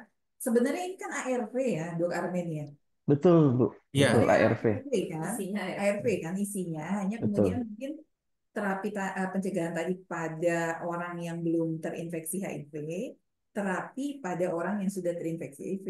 Tapi konsep PrEP-nya itu kan profilaksis ya, pencegahan tadi ya, Dokter Armin. Biasanya kalau profilaksis itu untuk mencegah terjadinya keparahan atau terjadinya AIDS yang cukup besar ya. Makanya diberikan profilaksis agar tidak jatuh sampai ke taraf AIDS ya. Kan kalau AIDS kan sudah acquired immunodeficiency syndrome, sudah ada sindromnya. Nah, ini profilaksis ini diberikan agar sindromnya tidak muncul. Jadi walaupun ada virus HIV-nya, virus HIV biasanya dia dibikin lemah dengan profilaksis ini. Jadi diharapkan dengan pemberian profilaksis tidak sampai jatuh ke AIDS yang parah ya, yang dengan berbagai sindrom. Itu sih Pak Farid. Siap Bu, siap Bu. Keterbatasan pemahaman saya. Berarti tadi untuk yang profilaksis yang dia tidak sampai pada AIDS itu berkaitan pada penderita HIV kan ya? Mungkin saya Betul Bu. Kan namanya kalau HIV kan mau dia ada gejala nggak Ya. ada gejala, kita Nah, sudah ini bilang yang penderita diteliti HIV. sama Pak Farid, kebetulan orang yang belum Non reaktif. terkena HIV. Yang Semuanya non-reaktif. PrEP yang diteliti di sini yang LSL itu kan yang belum terinfeksi HIV, makanya salah satu syaratnya dia HIV-nya negatif, Dok. Nah, justru ini yang jadi kontroversi juga Bu Dewi. Nah, itu Karena dia. Makanya kalau menurut yang- pemerintah, Judul sendiri. pemberian ARV itu hanya untuk yang sudah positif HIV. Karena kan efek samping ARV itu juga cukup besar. Nah, tapi kalau sifatnya untuk pencegahan, untuk pemberian profilaksis, selama saya nemuin beberapa penelitian itu tidak dianjurkan. Karena tadi saya bilang selain efek sampingnya besar, dia bisa langsung ke ginjal sama ke hati. Yang kedua juga pemberian ARV khawatir justru memicu terjadi ketidakrentanan tubuh, sama pada saat menggunakan antivirus yang lain sudah nggak mempan karena tubuh sudah dibombardir dengan ARV. Makanya sih kalau terakhir setahu saya dari kementerian itu penggunaan sebagai profilaksis tidak dianjurkan tapi masih ada kecuali apabila memang ada hal-hal yang memungkinkan artinya kalau terjadi memang paparan. Misalnya contoh kita terkena pajanan nih. Saya sebagai dokter lagi nyuntik atau lagi ini orang dengan HIV AIDS, ternyata saya lalai nih terkena pajanan saya. Nah, itu wajib menggunakan profilaksis agar tidak terjadi infiltrasi dari si virus HIV. Tapi Iya, kalau ini dilakukan pada orang LSL ya, nah berarti memang ini dianggap indikasi, berisiko indikasi, tadi ya, indikasi berisiko indikasinya kuat, indikasi berisiko kuat tadi sehingga ya, harus dan pakai profilaksis. Betul, mm-mm. Bu Dewi. Ya, ya. Jadi tadi kembali lagi dengan konsep apa terapi dan pencegahan.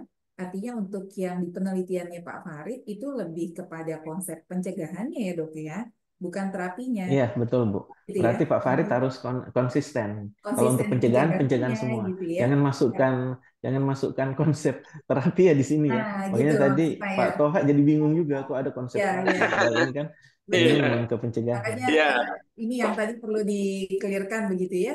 Berarti untuk penelitian Pak Farid itu konsepnya di pencegahan, bukan di iya, iya. terapi ya. Karena terapi tadi kita mengobati yang memang sudah gejala, sudah HIV dan mencegah dia menjadi lebih buruk dengan AIDS. Terutama sudah AIDS ya, Nah, HIV AIDS. baik. Terima kasih banyak Dokter Armin, masukan yang sangat berharga. Mungkin bisa langsung diklarifikasi berikutnya untuk Iya. tadi ya. Silakan Pak Farid untuk yang analisis data. Mungkin itu sebenarnya pertanyaan yang kualitatif tadi ya, belum. Tadi kan sumbernya banyak yang kuanti akan ditambahkan lagi. Tapi kenapa penelitiannya kok pakai pendekatan kuali?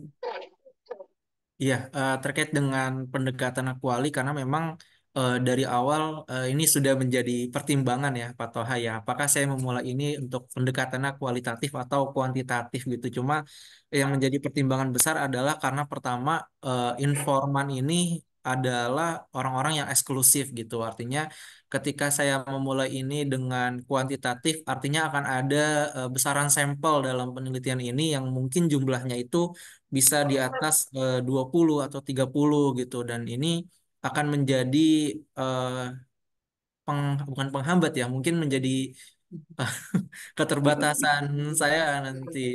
Eh, Ditambah juga ada beberapa kriteria ya terkait dengan penggunaan PrEP itu gitu sehingga akhirnya ditambah juga kalau ketika untuk kuantitatif bisa dibilang khawatirnya nanti ini kurang menggambarkan dari pengalaman penggunaan premnya ini gitu sehingga untuk kurang mengeksplorasi gitu karena memang tujuan dari kuantitatif sendiri kan memang tidak untuk mengeksplorasi secara mendalam seperti itu Pak Toha sehingga saya berdiskusi dengan Bu Dewi akhirnya kami sepakati untuk menggunakan pendekatan kualitatif seperti itu Pak Toha.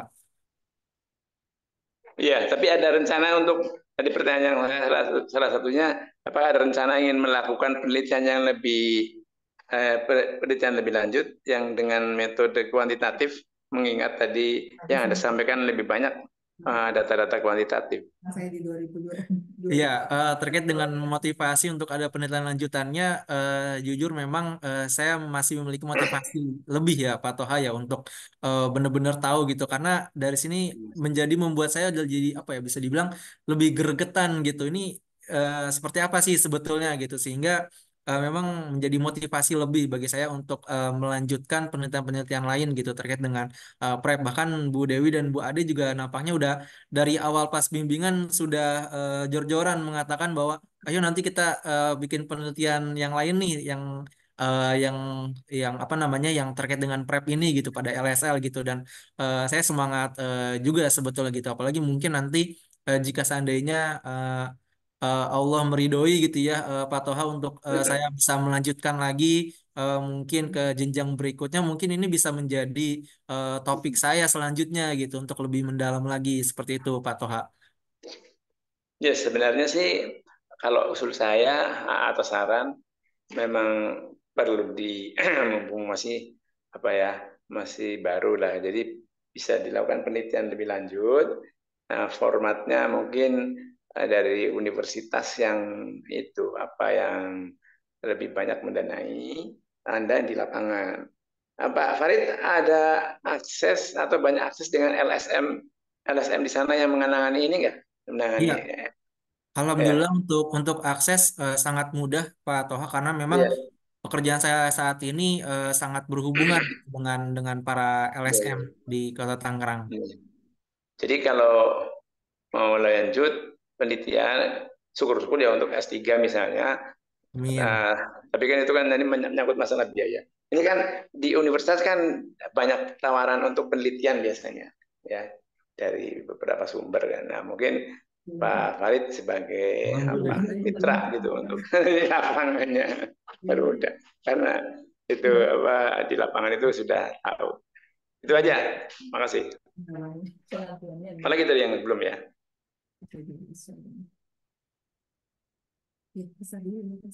Iya baik, terima kasih Pak Toha. Barusan Bu Dewi info kalau alhamdulillah ada lolos hibah internal ya Bu Dewi ya untuk penelitian. Mungkin nanti bisa kita lanjutkan Pak Toha untuk Iya, penelitiannya. iya, iya. Bagus, bagus.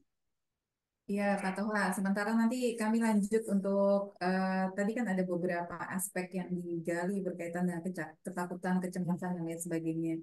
Jadi kami rencananya akan intervensi spiritual begitu ya, yang selama ini belum pernah dilakukan pendekatannya. Mudah-mudahan ya walau alam ya tadi mereka sebenarnya ada yang udah datang ke pengajian kan gitu ya. Berarti ada itikat untuk sebenarnya mereka mau merubah, mereka malu kan gitu ya, tapi kemudian mereka nggak tahu harus balik kanannya tuh kemana gitu ya, hanya kemudian perasaan malu dan khawatir diketahui keluarga, tapi nggak tahu nih, nggak ada support sistemnya untuk kemudian mereka pegangan mereka untuk bisa kembali. Nah, kami berinisiatif dengan Bu Nur Fadila, Bu Dr. Nur Fadila ini untuk kemudian membuat satu intervensi pendekatan spiritual yang mudah-mudahan nanti bisa menjadi contoh yang kemudian kita bisa replikasi beberapa kali untuk kemudian melihat perubahan sikap perilaku dari LSL. Sebenarnya kalau kita lihat kan kalau baca transkripnya Pak Farid sebenarnya sedikit agak putus asa begitu ya kalau saya boleh mengatakan putus asa karena kelompok-kelompok mereka ini rasanya hampir susah untuk kita intervensi dalam hal perilaku. Di satu sisi mereka sepertinya mau tapi akhirnya kembali lagi ke perilakunya gitu. Jadi kalau misalnya kita kembali ke Al-Quran sebenarnya itu udah jelas tuh ya kalau melihat merujuk kaum Sodom ya sudah dibinasakan kan begitu, itu kan begitu. Tapi kan kita Iya. melihat dari satu upaya yang mudah-mudahan jadi jalan gitu ya Pak Toha ya, walau alam ya orang kemudian bisa bisa putar balik kanan begitu ya. Sementara pemerintah jor-joran dalam sisi apa namanya pengobatan tadi ya, pencegahan maupun kemudian terapi dengan dana yang luar biasa dan rasanya nggak adil untuk misalnya pasien yang penderita hipertensi, yang stroke, nggak punya biaya, nggak bisa akses pengobatan dan akhirnya meninggal sementara mereka dengan perilakunya tapi kemudian difasilitasi pengobatan, kok ya rasanya nggak ada sisi keadilan gitu ya di situ kalau kita lihat mungkin ya. Kok orang yang berbuat baik benar-benar gitu ya, dia nggak punya duit buat buat berobat dan akhirnya meninggal karena sakitnya, sementara ini mereka sakit karena perilakunya kan gitu ya. Itu di kok sama pemerintah kan nggak nggak masuk akal gitu ya. Jadi kami coba bagaimana pendekatan tadi spiritual itu bisa ya sedikit banyaknya nggak tahu ya apakah kemudian mereka akan berubah atau enggak. Memang penelitiannya harus longitudinal terus-terusan kemudian kita pendekatan yang terus-menerus begitu Pak Toha.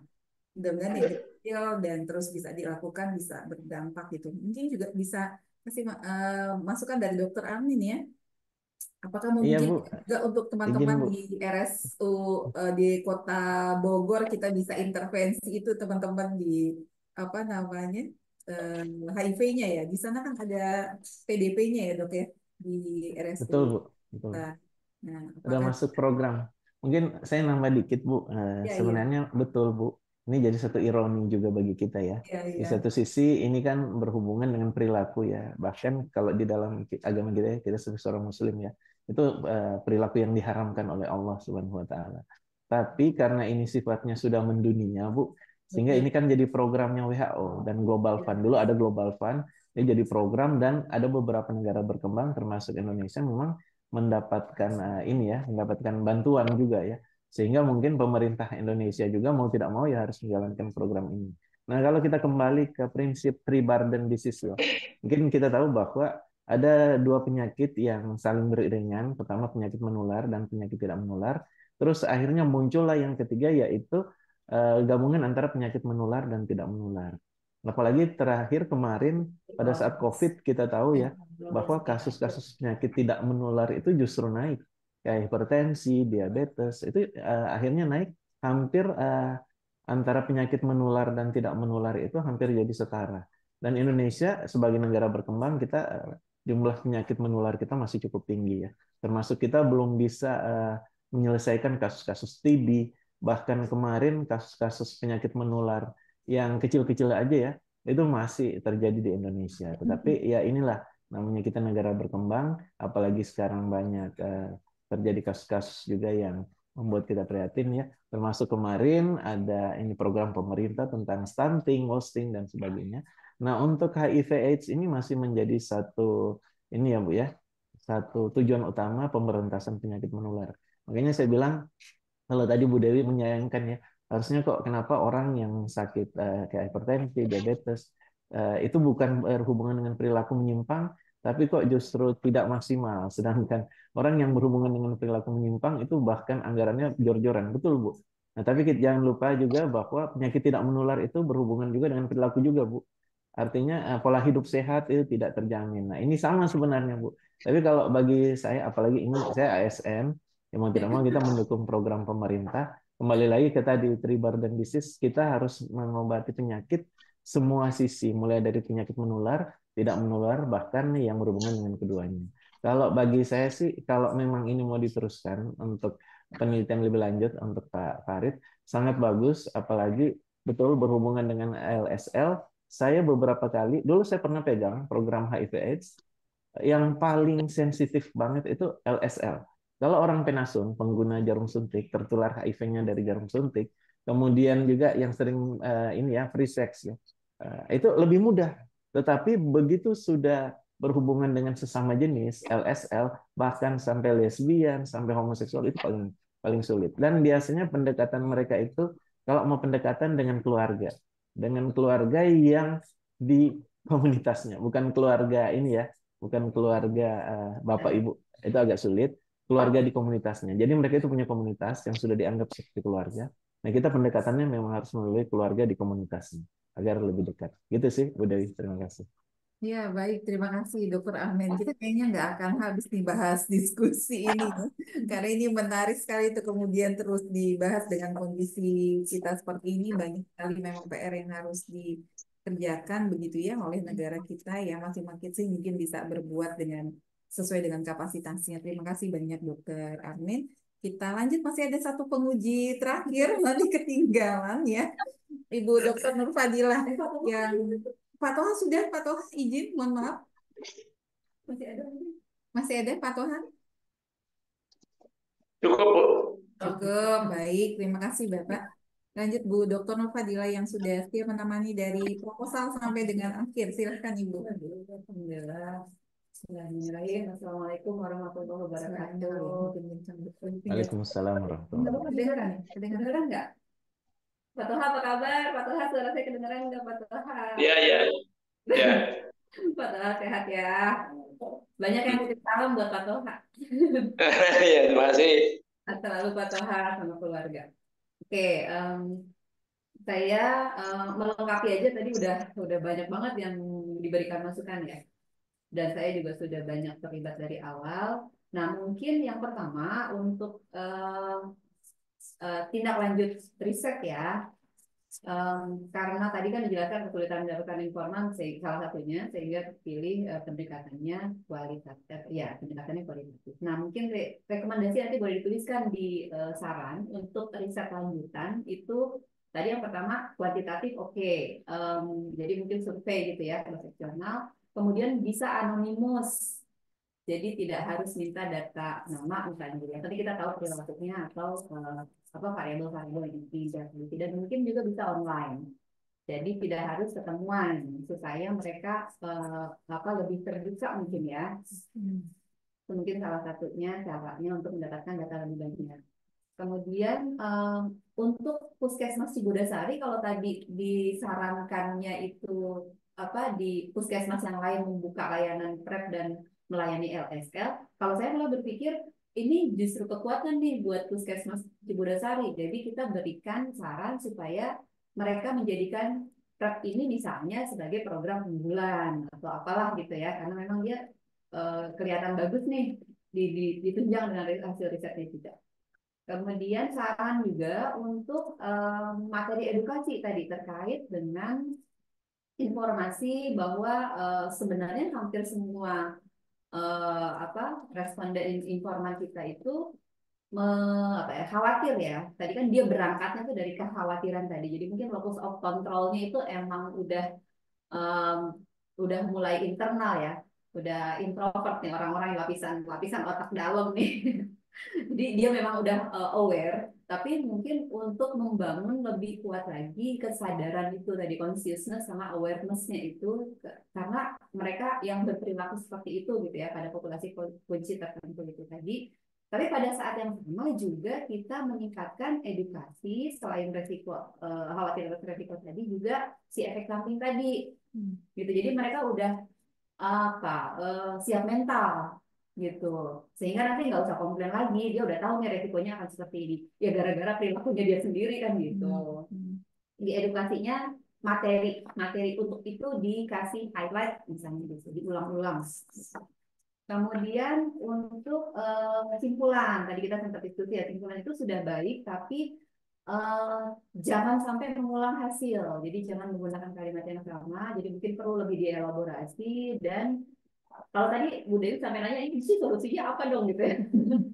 Kita kan belum ketemu. Memang di riset ini kita tidak dituntut sampai memberikan solusi, tapi paling tidak ada tuh tadi saran-sarannya. Dari temuan-temuan tadi kita keluarinnya itu di saran-saran, tidak harus solusi berkaitan langsung dengan program PrEP itu sendiri gitu. Nah, kemudian saran lagi untuk edukasi tadi itu ternyata kan bukan hanya untuk LSL-nya itu sendiri kan ya. Jadi tadi disebutkan ada keluarga, ada umum, masyarakat umum. Karena si keluarga-keluarga ini atau komunitas-komunitas itu nggak ngeh gitu, nggak tahu bahwa ini di sebelah saya, ini orang di sebelah saya ini risiko tinggi loh, mereka LSL loh gitu. Karena kan memang mereka lebih kelihatannya, lebih kliknya itu pada orang dengan perilaku yang sama. Jadi dia tahu nih kalau bahkan pakai aplikasi gitu-gitu kan, ada tuh yang Grindr lah apa katanya gitu kan. Jadi dia bisa tahu di sebelah sana tukang ini tukang itu tuh dia kenali, tapi orang yang awam itu kan dia nggak tahu. Jadi edukasinya itu dibikin lebih luas, sejalan juga dengan tagihan untuk yang 95% itu kan, 95 itu kan. Nah, edukasi dulu dong gitu, dan edukasinya itu ternyata jangan dibatasi gitu untuk seluruh kalangan, tapi tentu materinya akan disesuaikan dengan komunitasnya, dengan jenjang pendidikan atau apapun gitu. Dan kemudian tadi terakhir, kelihatannya kok yang ini karena cuma 3 ya, jadi gampang kelihatan. Yang S1 itu, yang pendidikan tinggi itu punya kecenderungan untuk maintenance-nya lebih lama dibandingkan dengan yang pendidikannya menengah tadi ya, SMA gitu. Nah, mungkin juga nanti terkait bukan hanya dengan pendidikan, tapi pengetahuannya, kesadarannya tadi, plus lingkungannya, pekerjaannya gitu. Jadi mungkin memang ada orang-orang tertentu ya, kelompok tertentu yang dia potensial untuk di maintain PrEP-nya sampai sepanjang mana gitu. Tetapi untuk mereka yang mungkin bukannya kurang potensial, berarti kan ada effort khusus nih gitu. Jadi mungkin nanti dibuat program yang atau paling tidak siap mental juga kitanya gitu ya, untuk tugas kesehatannya atau educatornya gitu ya, bahwa nanti mereka mungkin lebih rigid atau lebih gimana gitu ya, lebih tidak terlalu skeptis atau apalah misalnya gitu. Tapi kitanya juga tetap tidak kurang-kurang memberikan edukasi. Itu aja sih dari saya. Baik, terima kasih Bu Dr. Mufadilah berkaitan dengan tadi beberapa masukan, terutama di rekomendasi tadi untuk kuantitatif anonimus online. Ini masukan dulu di keterbatasan gitu ya. Jadi bisa muncul di rekomendasi keterbatasannya tadi yang kualitatif, informannya mungkin tidak terlalu banyak karena keterbatasan mengakses data dan lain sebagainya, sehingga itu bisa disarankan nanti ke peneliti lain. Kemudian berkaitan dengan tadi ada materi-materi juga PrEP sebagai unggulan, tapi tadi saya sempat dengar waktu Pak Farid paparan itu Pak Farid menyayangkan bahwa PrEP itu tidak jelas untuk aturan penggunaan kepatuhan ya, tidak ada aturannya. Jadi kalau seandainya itu diwajibkan gitu ya, jadi orang nggak berhenti kan gitu ya tadi ya. Gimana sih tadi orang Iya. diputus gitu ya, Jadi kayak kemudian semau-maunya si pasien. Iya. kemudian bisa juga dijadikan rekomendasi karena berdasarkan temuan ini, jadi dia juga dengan leluasa gitu ya, kapanpun mereka mau, karena mungkin mereka tidak sadar tadi konsekuensinya berkaitan dengan efek samping dan lain sebagainya, yang itu perlu kemudian diperkuat di materi edukasi, gitu ya. Mungkin seperti itu. Bisa langsung diklarifikasi, mungkin Pak Farid, silakan. Iya, baik. Terima kasih Bu Ade atas masukannya ini eh, lebih ke rekomendasi ya berarti Bu Ade ya karena dari awal sudah menemani. Jadi masukan sebelumnya sudah sangat banyak nih. Terima kasih Bu Ade dari proposal sampai sekarang dengan semangatnya yang luar biasa, motivasinya ya sehingga saya juga jadi lebih semangat lagi untuk melanjutkan penelitian ini. Kemudian terkait dengan edukasi memang penting banget ya Bu Ade ya karena sepengalaman saya setiap ke layanan kesehatan apalagi di Kota Tangerang itu sudah semua puskesmas itu melayani PDP gitu. Artinya bahkan program HIV sendiri kan sudah masuk ke dalam SPM gitu. Artinya ini menjadi gambaran pemerintah kota dalam pelaksanaan pemerintahannya gitu. Tapi untuk media edukasi itu kalau bisa dilihat masih sangat sedikit sekali gitu. Harusnya kan eh tiap layanan itu mereka pasti kan di layanannya itu punya media untuk memajang edukasi ya, mulai dari standing banner atau bahkan di monitor di ruang tunggu itu pasti ada dan ya bisa dibilang kebanyakan itu untuk yang di media-media yang dipajang itu eh untuk khusus untuk HIV itu masih sangat minim sekali gitu. Dan ini menjadi concern penting juga gitu untuk layanan untuk bisa memberikan edukasi termasuk juga terkait dengan jam layanan PDP, akses gitu karena banyak dari teman-teman komunitas juga yang menginginkan hal itu gitu. Jadi ketika sudah jelas bahkan eh, kemarin saya ketika melakukan mentoring PrEP ke layanan puskesmas itu eh, ada cerita bahwa ada pasien yang datang berobat umum, tapi kemudian dia nanya ke dokternya, dok di sini bisa akses ARV atau enggak gitu. Nah artinya kan nggak tahu gitu. Artinya ketika ada media di depan puskesmas tempat ruang tunggu atau di pintu depan itu pasien nggak harus langsung bertanya. Artinya dia bisa melihat langsung, oh di sini bisa PrEP, di sini bisa akses PDP gitu. Sehingga dari situ mungkin bisa mulut ke mulut mungkin antar sesama populasi kunci sehingga bisa lebih rame seperti itu. Jadi ini menjadi concern juga gitu. Bahkan setiap saya ke layanan pun itu menjadi RTL yang saya bilang ke layanan, ayo dibikin gitu untuk edukasinya. Seperti itu. Bahkan tapi memang sih bisa dibilang karena saking banyaknya tugas di layanan mungkin ada keterbatasan untuk membuat media-media gitu. Sehingga saya berpikir bahwa kalau misalnya ini ada anak magang, mahasiswa, ini jadi sasaran empuk untuk diminta membuat media-media seperti itu gitu untuk bisa diterapkan di puskesmas gitu. Leaflet, brosur itu bisa dibilang masih sangat terbatas, Bu, sehingga informasi ini menjadi sangat penting ya bagi bagi masyarakat. Bahkan ketika edukasi itu diputar ke masyarakat, mungkin masyarakat bisa menjadi semakin terbuka seperti yang Bu Ade bilang tadi gitu, sehingga diskriminasi stigma itu bisa menjadi lebih semakin direduksi seperti itu. Kemudian terkait dengan akses data nanti akan saya masukkan di rekomendasi ya Bu ya untuk peneliti selanjutnya seperti itu. Kemudian apa lagi?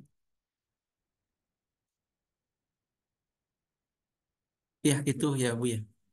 Iya, mungkin itu Bu Ade, terima kasih banyak. Baik, terima kasih Pak Farid, Bu Fadila, cukup ya. Jadi mungkin tadi yang disampaikan Pak Farid terkait dengan keterbatasan media informasi di puskesmas, apakah bisa itu masuk? Tadi kan ada informan kunci ya, informan kuncinya dari eh, apa namanya LSM ya, informan kuncinya. Iya, Maksudnya yang pendukungnya Bu ya. Iya, dari oh iya, LSM. informan Ya. Maksud saya tadi terkait dengan keterbatasan media, apakah juga saat wawancara Pak Farid ikut mengamati, mengobservasi puskesmasnya atau itu selama proses sehingga itu bisa dimasukkan jadi rekomendasi gitu. Jadi kita nggak tiba-tiba bisa memberikan rekomendasi tapi Ada nggak ada di catatan. hasil, nggak dibahas gitu. Nah, apakah itu juga nanti masuk bagian dari hasil dan pembahasan yang kemudian kita bisa kasih rekomendasi gitu. Itu bagus lagi materi edukasi. Di foto kali, di foto Eh, media Iya, edukasi yang dalam ada. proses wawancara kemarin pengambilan data itu ada bagian dari hal-hal yang diobservasikan sama Pak Farid. Kalau untuk observasi di layanannya sih nggak ada ya Bu ya. Paling ditanya ke petugas kesehatannya terkait Tapi dengan ada jawabannya bahwa kemudian keterbatasan media dan lain sebagainya gitu di kalau hasil ini. jawaban secara langsung pas interview sih nggak ada ya Bu ya. Nah, Jadi nanti buat penelitian yang lanjut kita nggak bisa kasih rekomendasi iya itu karena juga nggak ada maksudnya, di ya. ya baik Bu. Jadi oke. Saya rasa demikian Pak Dr. Amin, Dr. Toha. Apakah ada tambahan lagi sebelum kita lanjut ke sesi berikutnya? Cukup sih, Bu Dewi. Oke. Mantap, Pak Farid. Lanjut S3. Amin amin Pak, Baik. mohon doanya. Kalau begitu kita lanjut ke sesi penilaian. Pak Farid diperkenalkan untuk meninggalkan ruangan terlebih dahulu. Ya baik, Mbak saya isi. Nadira mohon dibantu untuk